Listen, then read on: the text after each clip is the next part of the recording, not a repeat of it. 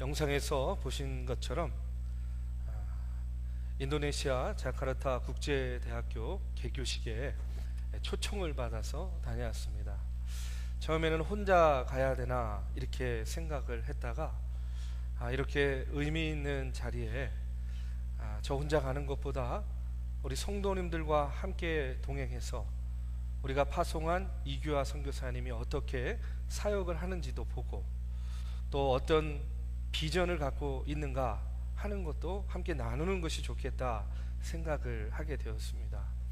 이 자카르타 국제대학은요, 여러분 아실지 모르겠지만 그 내려놓음이라는 책, 그 책의 저자인 이용규 선교사님이 이제 몽골 선교를 내려놓고 인도네시아 자카르타로 가서, 여러분 인도네시아가 세계 최대의 무슬림 국가입니다. 인구가 한 3억 정도 되는데요, 그 무슬림 국가에 정식으로 기독교 학교로 허가를 받아서 이번에 개교식을 하게 된 겁니다. 그리고 처음으로 신입생들을 받게 되었어요. 그런 자리에 우리 성도님들과 함께 동행을 하게 되었습니다. 감사한 것은 선교부장님, 또 여선교회 총회장님, 그리고 우리 성도님들께서 함께 동행해 주셔서요, 여정 내내 아주 즐겁고 또 복된 시간, 은혜로운 시간을 가졌습니다. 이 안에서는 모르는데 함께 여행을 해보니까 얼마나 위트도 많고 얼마나 재미있고 참 얼마나 건강하신지 다시 한번 느끼게 됐습니다. 여러분 혹시 마지막에 한 2컷 정도 지나갔는데 자세히 보시면 저 사람이 누구지? 하는 그런 사진이 있었을 거예요.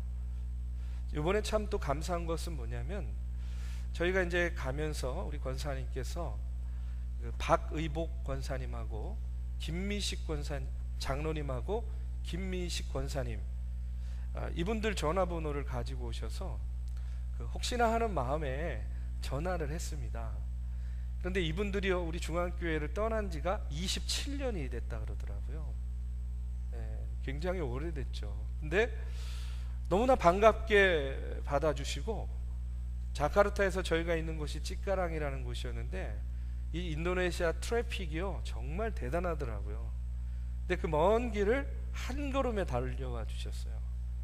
그래서 식사, 맛있는 밥도 사주시고 또 지난 이야기들을 하는데, 중앙교회를 떠난 지가 27년 됐다 하는 얘기를 들었는데 앉아서 얘기하는 모습들을 보니까 엊그제 만났던 그런 교인들 같이 금방 그렇게 친밀하게 얘기하는 걸 보면서, 야, 그래, 신앙 공동체라는 것이, 또 믿음의 관계라는 것이 이런 거구나 하는 것을요 다시 한번 느끼게 됐어요. 그분들이요 이제는 그곳에서 아주 그 사업이 잘 되고 그래서 탄탄하게 이제 기반을 잡고 있는데, 그동안에 가끔 한국에 오면 우리 교회를 나오지 않으시고 다른 교회 가서 뭐 가까운 교회에서 예배 드렸대요. 그래서 제가 다음부터는 한국에 방문할 일이 있으면 꼭 중앙교회에 오셔서 예배 드리셔야 됩니다. 왜냐하면 중앙교인이잖아요. 그랬더니 이제부터는 한국에 방문하면 우리 중앙교회에 와서 예배 드리겠다고. 그래서 아마 10월 말에 잠깐 또 오실 기회가 있는데 그때 오실 것 같아요. 여러분 참 아무리 시간이 지나도 주님 안에서 한 형제 자매라는 것이 참 이런 거구나 하는 것을요 다시 한번 또 느끼는 그런 시간이었고요. 또 이렇게 목회자가 가고 오는 길에 함께 동행해 주는 그런 성도님들이 계셔서요 얼마나 감사했는지 모릅니다. 아무래도 담임 목사는요 안팎으로 이곳 저곳 다니면서 일을 해야 되잖아요. 근데 그때마다 저는요 앞으로도 우리 성도님들이 그렇게 동행해 주시면 좋겠어요. 왜냐하면 그래야만 목회를 이해하게 됩니다. 그냥 뭐 저 개인의 일 때문에 뭐 안팎으로 왔다 갔다 한다 이렇게 생각할 수 있거든요. 근데 이제 동행해 보면 이런 일을 하는구나, 이런 일이 있구나, 이게 목사 개인의 일이 아니라 우리 중앙교회의 사역이구나 하는 것을요 같이 이해하고 공감할 수 있게 되는 겁니다. 저는요 다시 한번 감사의 말씀을 드리고, 함께 동행해 주신 분들, 또 배후에서 지원해 주시고 기도해 주신 우리 중앙교회 믿음의 성도님들께 다시 한번 감사의 말씀을 전해드립니다. 여러분, 오늘 본문 말씀에 보면 이 사도 바울도 여기저기 다니면서 하나님의 복음 사역을 열심히 했습니다. 말씀도 열심히 증거했습니다. 교회도 열심히 세웠습니다. 근데 그때마다 혼자 다닌 것이 아니었습니다. 항상 누가 있었냐면 그 옆에 함께 동행하는 동역자들이 있었다는 거예요. 근데 그 동역자들 가운데 오늘 본문 말씀에 보면 누가 나오냐면 두기고라는 사람이 나옵니다. 이 두기고는 바울이 항상 같이 다니기를 좋아했던 그런 사람이었어요. 그 이유가 뭔지, 두기고가 어떤 사람인지 오늘 본문 말씀에 보면 이렇게 기록이 되어 있어요. 두기고가 내 사정을 다 너희에게 알려주리니 그는 사랑받는 형제요 신실한 일꾼이요 주 안에서 함께 종이 된 자니라. 내가 그를 특별히 너희에게 보내는 것은 너희로 우리 사정을 알게 하고 너희 마음을 위로하게 하려 함이라. 이렇게 나와요. 왜 바울은 그의 선교 여행 가운데, 여정 가운데에 항상 두기고와 같이 다니는 것을 좋아했는가? 오늘 바울은요, 두기고에 대해서 첫 번째로 뭐라고 이야기하냐면 그는 사랑받는 형제다, 이렇게 이야기하고 있어요. 두기고는 사랑받는 형제였답니다. 여러분, 인간이 살아가는 동안 누구나 다 관계를 맺고 살아갑니다. 남편과 아내의 관계, 또 부모와 자식의 관계, 스승과 제자의 관계, 또 지도자와 팔로워의 관계, 뭐 등등 여러 관계를 우리가 맺고 살아가는데, 여러분 가끔씩 이야기를 들어보면 일하는데 힘들어 죽겠대요. 가정에서 힘들어 죽겠대요. 근데 그 이야기를 가만히 들어보면 일이 많아서 일 때문에 힘든 경우보다는요, 그 안에 관계 때문에 힘든 경우가 많아요. 일은 아무리 많아도 열심히 감당하겠는데 관계가 힘들면 그거 참 어려운 일입니다. 여러분, 부모 자식 간에도, 성도 간에도, 목사와 성도도 마찬가지예요. 보면요, 관계 때문에 어려운 거예요. 미국에 보니까요, 이런 통계가 있대요. 아빠와 자녀가 하루에요, 대화하는 그 시간을 평균으로 통계를 내보니까 아빠와 자녀가요, 하루에 37초 대화한답니다. 37분이 아니에요. 37초. 그러니까 저희 집 같은 경우는요, 아이 이름 3번 부르고 그 아이가 대답할 때까지 걸리는 시간이 한 30초 되니까 그냥 이름만 부르다 끝나는 거예요. 그래가지고요, 이런 얘기가 있어요. 아빠 그러다가 아빠가 뭐냐 그러다가 아빠는 바빠 이렇게 변하는 거예요. 그러다가 또 바빠가 나빠 이렇게 바뀌어요. 그래서 아빠에서 바빠로, 바빠에서 나빠로 바뀐대요. 저는요, 지금 바빠까지 와 있습니다. 그런데 여러분, 우리가 가족 안에서만 그런 게 아니에요. 우리의 신앙생활도 마찬가지입니다. 여러분, 관계의 어려움, 소통의 어려움들이 많아요. 그래서 신앙생활의 중요한 부분이 뭐냐면 이런 관계의 갈등을 해소하는 것이 중요한 부분이 되는 겁니다. 좋은 관계를 맺는 것. 여러분, 나이 40 넘어가지고 행복하게 사는 사람들 보면요, 대부분 관계에 성공한 사람들이에요. 능력 있고 똑똑하고 돈 많으면 행복할 것 같은데 꼭 그렇지만 않아요.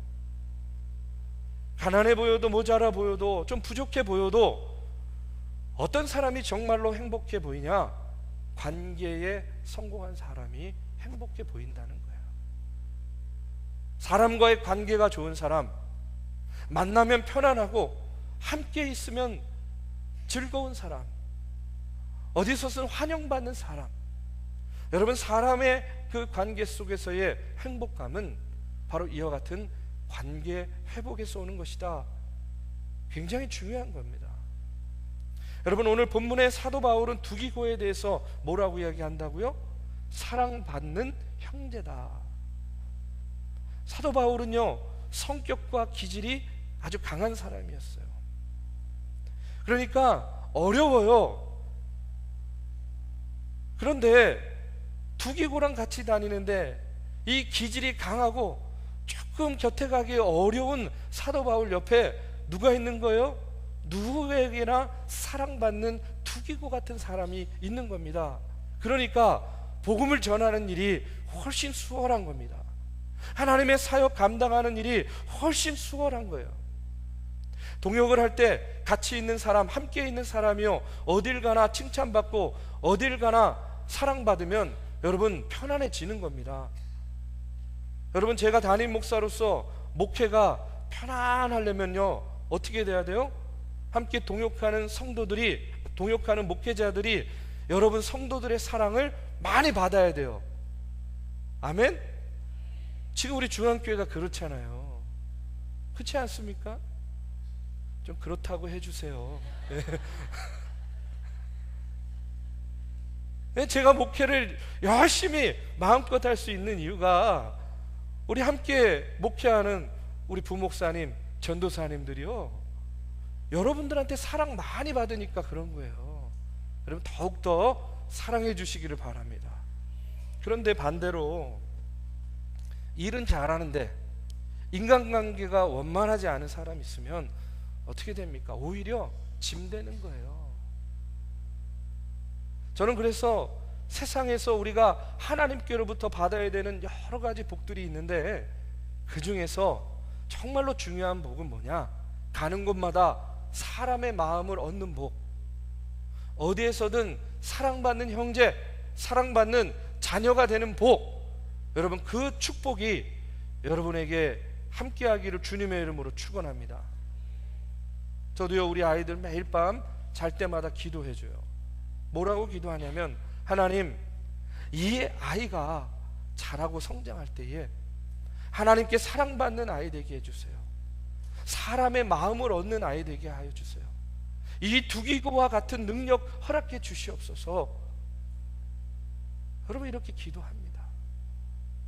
저는요 오늘 우리의 마음 가운데 이와 같은 마음을 갖는 하나님의 거룩한 종이 되어야 될 줄로 믿습니다.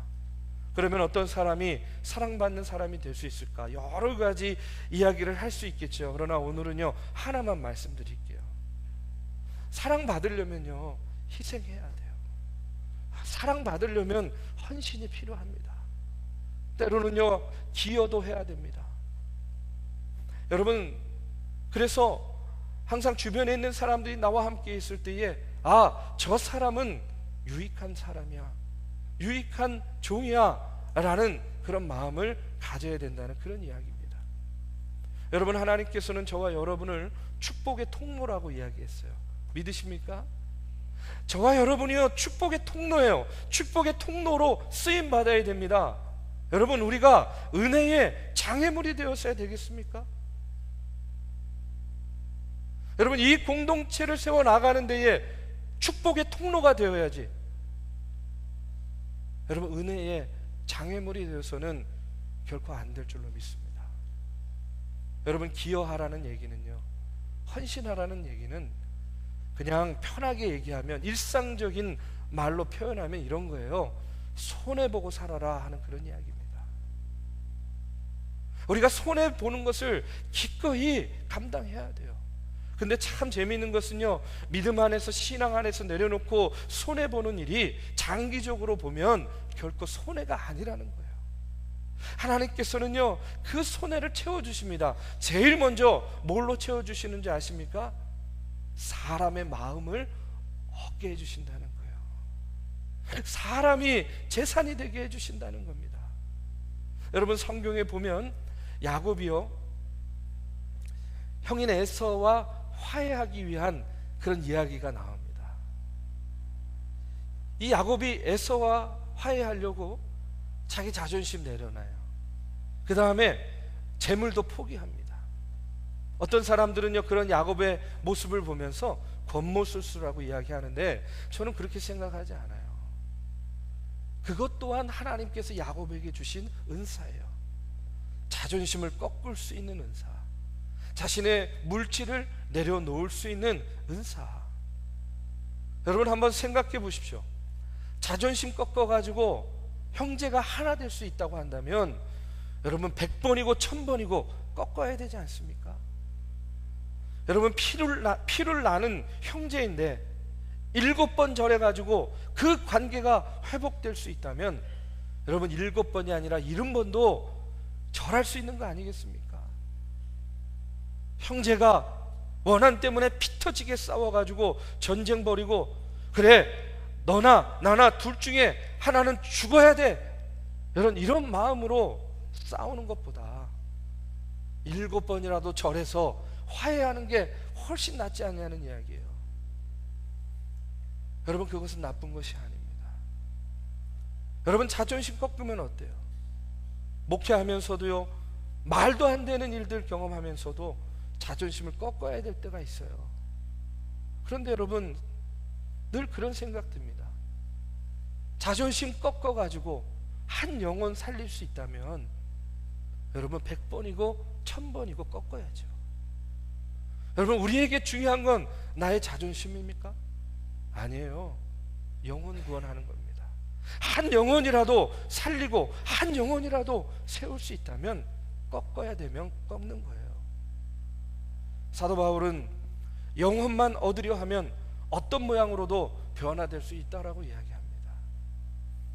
저도 마찬가지고 여러분도 마찬가지고 이와 같은 사도 바울의 그와 같은 고백이 저와 여러분의 고백이 되길 간절히 바랍니다. 또 버릴 수 있는 것 중에 제일 쉬운 게 뭔지 아세요? 버릴 수 있는 것, 물질입니다. 물질. 예를 들면 이런 거예요. 조금 극단적으로 얘기하면 하나님께서 우리한테 팔을 자르라 그러면 팔을 자르시겠습니까? 눈을 빼서 바쳐라 그러면 눈을 빼서 바치겠어요? 손톱이라도 뽑아가지고 바치라 하면 여러분 손톱 뽑아 바칠 수 있습니까? 여러분 제일 쉬운 게요, 돈 내는 거예요. 물질 헌신하는 겁니다. 여러분 물질 포기할 수 없다는 얘기는 나머지는 아무것도 나는 포기할 수 없다 하는 그런 얘기예요. 시간도 포기 못하고 아무것도 포기 못합니다. 그렇기 때문에 버릴 때, 내려놓을 때, 헌신할 때 제일 먼저 시작되는 게 뭔지 아세요? 물질의 헌신부터 시작되는 거예요. 여러분 야곱과에서도 보십시오. 형과 화해하기 위해서 물질을 포기하고 선물을 준비합니다. 그래서 그의 마음을 얻으려고 하는 거예요. 이것은 결코 잘못된 것이 아니라고 저는 생각합니다. 저도요 전도할 때 보면, 노방전도 같은 거 할 때 보면요, 그냥 전도하는 것보다 뭐라도 하나 이렇게 쥐어주면서 전도하면 훨씬 더 잘 돼요. 그렇죠? 우리 뜨락 전도할 때도 그렇지 않습니까? 제가 청년들하고요 일본 선교 여러 번 가가지고 노방전도 많이 했어요. 처음에 가가지고는요 열정만 있으니까 전도지 찌라시 만들어 가가지고요, 예, 찌라시 맞잖아요 일본말로. 예. 전철력이 많으니까 그 앞에서 전도지를 나누는 거예요. 근데요 사람들이 저 멀리서부터 오면서 우리를요 막 벌레 보듯이 보는 겁니다. 얼마나 실망이 많든지. 받지도 않아요. 그래가지고 그 다음 날에는요 만화로 된 전도지를 만들고, 그 다음에 한국에서 준비해간 선물 가지고 나가가지고요, 한국에서 왔습니다 하고 이렇게 내미는 거예요. 근데 보니까 뭐가 하나 있거든요. 선물이 보이는 거예요. 프레젠토 데스 막 이러면서 주는 겁니다. 그러면요 그전에는 막 피하면서 가다가도요 멈칫하고요 보는 거예요. 그러고서 받아요. 그때 꼭 한마디를 덧붙여야 돼요. 무료 데스. 예? 프레젠토 데스. 무료 데스. 제가 이거 제일 잘합니다, 일본말. 그러니까요 막 받아가는 거예요. 나중에는요 모자라가지고. 자 여러분, 마음을 얻는 일에 물질을 쓰는 것, 여러분 이것도 필요한 겁니다. 우리가 물질 말고도 내려놓고 포기해야 될 것들이 참 많아요. 다시 한번 말씀드리지만, 그러나 그 포기를 통해서 마음을 얻을 수 있다면, 그 영혼을 얻을 수 있다면 여러분, 우리는 얼마든지 포기할 수 있어야 될 줄로 믿습니다. 그런 모습이요, 오늘 바울의 동역자 두기고에게 있었다는 거예요. 어려울 때 도와주고 희생할 줄 알고 기여할 줄 아는 그런 신실한 믿음의 종이 바로 두기고였다는 그런 이야기입니다. 사랑하는 우리 믿음의 성도 여러분, 저와 여러분이요, 두기고와 같은 주의 종들이 되기를 주님의 이름으로 축원합니다. 사랑받고 사랑 주는 그런 주의 종들이 될 때에 여러분, 하나님의 신실한 동역자, 피차 서로에게 좋은 동역자들이 될 줄로 믿습니다. 두 번째로 오늘 본문 말씀에 보면 두기고는요, 사랑받은 형제일 뿐만 아니라 신실한 일꾼이다, 이렇게 이야기하고 있어요. 신실한 일꾼. 여러분, 일을 하다 보면 두 부류의 사람을 경험하게 됩니다. 크게 어떤 일을 맡겼을 때 걱정이 안 되는 사람이 있어요. 작은 일이든 큰 일이든 일을 해내고야 마는 사람입니다. 근데 반대도 있어요. 무슨 일을 맡겨도 걱정되고 불안합니다. 항상 일을 맡기면 문제가 돼요. 결국은 나중에 수습하느라고 더 큰 그런 어려움을 겪게 되는 경우를 보게 됩니다. 여러분, 사람에게 있어서 무슨 일을 하든지요, 신실함이라는 것은 대단히 중요합니다. faithful, 신실한, 믿음직스러운 그런 모습으로 우리가 무슨 일이든 감당해야 된다는 거예요. 여러분, 다윗을 보십시오. 여러분, 그 어린 다윗이요, 아빠의 심부름을 받고 전쟁터로 형들의 소위 말해서 도시락 배달하러 나가잖아요. 근데 저는 그 모습 보면서 그런 생각했어요. 왜 이세, 아버지 이세는 여러 자녀들, 형제들 중에서 다윗에게 그와 같은 심부름을 시켰을까? 그것도 그냥 가는 게 아니잖아요. 전쟁하고 있는 그 전쟁터로 가서 여러분, 소위 말해서 도시락 배달하는 거 아닙니까? 왜 다윗을 선택했을까? 저는요, 아버지 이새가 봤을 때에 다윗은 약속을 지킬 수 있고 일을 맡기면 반드시 이루어낼 줄 아는 그런 모습이 그에게 평소에 있었기 때문에 저는요, 그 아버지 이새가 다윗에게 심부름을 시켰다라고 생각합니다. 저는 하나님의 시각에서 봤을 때도 마찬가지라고 생각해요. 하나님께서 어떤 사람에게 일을 맡기실까요?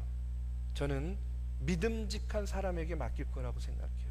신실한 사람에게 하나님께서도 당신의 사명을 맡기실 거라고 저는 믿습니다. 하나님으로부터 충성되다고 인정받는 사람, 여러분, 사람들로부터도 쓰임받게 되는 겁니다. 디모데전서 1장 12절에 보면 나를 능하게 하신 그리스도 예수 우리 주께 내가 감사함은 나를 충성되이 여겨 내게 직분을 맡기심이니, 이렇게 고백합니다. 내가 연약한 자였는데 하나님께서 능력 주셔서 쓰임받게 됐다는 거예요. 그 다음에는 나에게 직분 맡기신 것, 나에게 사명 주신 것, 하나님께서 나를 충성되이 여겼기 때문에 나에게 직분 주시고 사명 맡기셨다는 그런 이야기입니다. 여러분, 이것을 반대로 이야기하면 하나님께서 충성되이 여기지 않는 사람에게는 일을 맡기지 않는다는 거예요. 저는요, 때문에 섬길 수 있는 것에 늘 감사합니다. 조금 바쁘고 분주하고 버거울 때도 있어요. 그러나 하나님의 일을 감당할 수 있다라는 사실 자체가 감사해요. 왠지 아십니까? 왜 하나님께서 일을 맡기고 왜 하나님께서 사명 감당하게 하겠습니까? 그래도 하나님 보시기에 충성되이 여기시기 때문에. 저는 우리 중앙교회도 마찬가지라고 생각해요. 아까 우리 장로님께서도 기도하셨지만 우리 중앙교회가 이제 하나님 사명 감당하려고 이렇게 저렇게 지금 많은 일들을 계획하고 있습니다. 여러분, 그런데요, 이제 10월 첫째 주에는 인사동 문화축제가 있습니다. 여러분들이 좀 시간을 내셔야 돼요. 한복 퍼레이드에도 참여해 주시고 떡 이렇게 가래떡 이어가지고 막 이렇게 늘어서는데도 도와주셔야 되고, 그 다음에 추수감사 주일에는 새생명 축제를 열려고 합니다. 여러분 주변에 있는 아직 인가기도 되지 못한 가족들을 위해서 기도해 주시고, 또 여러분 지인이나 이웃들 가운데 내가 다른 건 몰라도 저 사람에게만큼은 복음을 전해야지 늘 마음속에 품고 있던 분들이 있으면 우리가 같이 교회에서 기도하고 그분들을 위해서 함께 기도하려고 합니다. 뭐 이렇게 요즘에 일이 많아, 매주 보면 뭐 끊임없이 뭔가를 하는 것 같아. 근데 여러분 그게요 너무나 감사한 일이에요. 왜냐하면 하나님께서 이제 우리 중앙교회를 충성되이 여기는 교회가 되었다는 증거 아니겠습니까? 하나님께서 우리 교회를 충성되이 여기고 저와 여러분을 충성되이 여겨서 선교의 지평을 넓혀주시고 봉사할 수 있는 자리를 넓혀주시고 지역사회를 섬길 수 있는 기회를 우리에게 허락하여 주시고 우리 성도들이 전도에 대한 그런 기도를 함께 할 수 있는 기회를 허락하시는 거 아니에요? 여러분 감사해야 될 일입니다. 그리고 내게 맡기신 그 감당할 수 있는 만큼 우리가 최선을 다해서 감당할 때에 그 열매는 누가 책임져 주세요? 하나님께서 책임져 주실 줄로 믿습니다. 저는요 오늘 우리 믿음의 성도들, 우리 중앙교회가 하나님 앞에 신실하게 쓰임받는 두기고와 같은 주의 종들, 또 교회 되기를 주님의 이름으로 축원합니다. 마지막으로 두기고는요 사랑받는 자였고 신실한 종이었을 뿐만 아니라 주 안에서 함께 된 종이었다, 이렇게 이야기하고 있어요. 주 안에서 함께 되었다라는 것은 주님의 이름으로 동역하는 관계였다는 이야기예요. 여러분 제일 잘 아는 사람이 어떤 사람입니까? 항상 같이 다니는 사람이 제일 잘할 수밖에 없잖아요. 늘 곁에 있는 사람이 제일 잘하는 거 아닙니까? 같이 있으면 배울 수 있어요.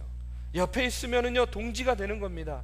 같은 체험하고 같은 눈물 흘리고 같이 있게 되면 여러분 그게 힘이 된다는 그런 이야기예요. 왜냐? 인간은 홀로 살 수 없는 존재이기 때문에 그렇습니다. 사람과 사람이 함께 사는 사회적인 존재예요. 저는요 같이 헌신할 수 있는 동역자가 있는 것이요 또한 교회의 큰 복이다, 이렇게 믿습니다. 근데 두기고가 그처럼 항상 바울과 함께 하면서 동역했다는 그런 이야기입니다. 그러면요 두기고의 역할은 무엇이었겠습니까? 여러분 동역자의 역할은 뭐가 돼야 될까요? 저는요 조금 이렇게 비유적으로 말씀드리고 싶어요. 저는요 동역자의 역할은 훈수 두는 역할이다, 이렇게 말씀드리고 싶습니다. 동역자의 역할은 훈수 두는 겁니다. 제가 왜 이렇게 말씀드리냐면 여러분 이거 아십니까? 예를 들어서 바둑을 둘 때에 내 실력이 한 4급 정도밖에 안 돼요. 그런데 옆에서 훈수를 두다 보면요 그 실력이요 한 1급 정도의 실력이 된대요. 무슨 말인지 아시겠어요?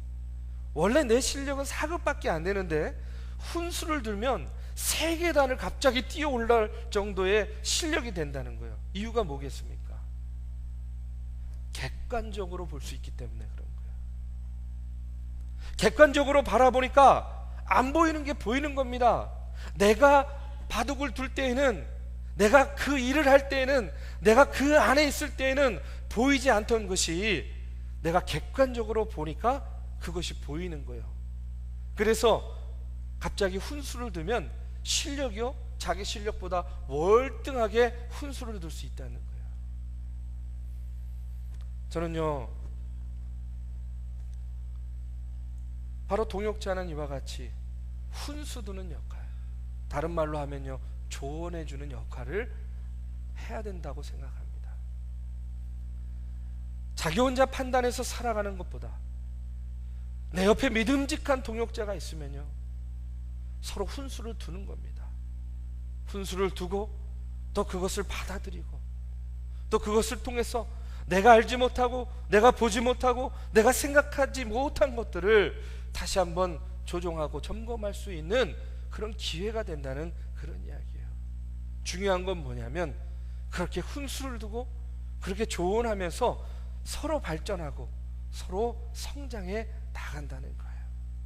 그러니까 믿음의 좋은 동역자가 된다는 것은 서로에게 어떻게 하는 겁니까? 좋은 훈수 두는 거예요. 좋은 조언을 하는 것이 바로 좋은 동역자가 되는 겁니다. 근데 이렇게 하다 보면요, 서로 전염이 돼요. 어떤 전염이 되냐면 이런 겁니다. 어떤 한 사람이 뜨겁게 기도하면 그 옆에서 기도하는 사람도요, 좀 이렇게 기도가 더 수월하게 되잖아요. 그렇죠? 혼자 기도하면 힘이 없는데 옆에서 뜨겁게 기도해 주면요, 내 입술이 열리고 내 기도가 되는 것처럼, 장작도 모이면 큰 불을 일으키게 되는 것처럼, 여러분, 바로 그와 같은 동역의 관계가 되어야 된다는 그런 이야기예요. 사도 바울은 두기고와 함께 다니면서 그렇기 때문에 능력 있게 쓰임 받는 주의 종의 사명을 감당할 수 있었던 겁니다. 사랑하는 우리 믿음의 성도 여러분, 저와 여러분 하나님께 두기고와 같은 종이 되길 바랍니다. 하나님께 사랑받는 종, 신실한 종, 주 안에서 함께 동역하는 주의 종들이 되길 바랍니다. 우리 중앙교회를 위해서 또 저와 여러분 그와 같은 사랑스러운 동역자들이 되어야 될 줄로 믿습니다.